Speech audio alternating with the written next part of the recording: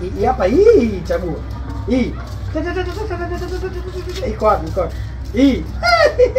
Ashika umeka nini? Wewe shaka.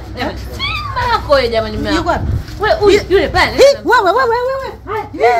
Nini unataka mtoto unaenda makubwa mwanangu. Unaenda wapi na huyu mtoto na vipipi hivi unampa mtoto wako unaenda naye wapi mtu mzima wote wewe uko saa haya. Sasa sisubiri kwanza mtu akwambie. Unataka anakusikiliza uniambia unataka kuniambia nini? Unataka kuniambia nini? Sisi wewe tunacheza tu tunacheza. Unaacha mwanaume unacheza nini na mtoto mdogo mtoto wa kike unataka tena kashika na vipipi na vipipi. Mwangalie mwanaume ana haya huyu. Jamani. Shika vipipi shika. Shika vipipi. Alikuwa anakuambiaje huyu baba? Kaa, nimemwambiaje?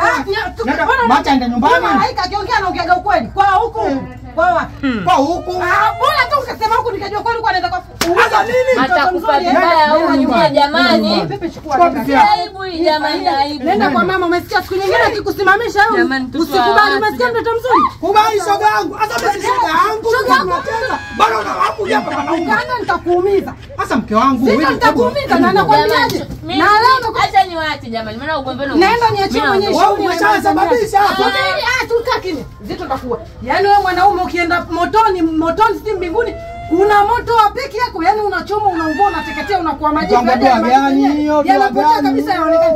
Sasa leo nataka tufike nyumbani uniambie kinaga kwa nini unasimamisha watoto watu kama hivi? Unanitia aibu. Mke wangu hebu subiri kwanza. Ngoja kwanza tutonge kistaarabu. Mama, tayari huku kimewaka.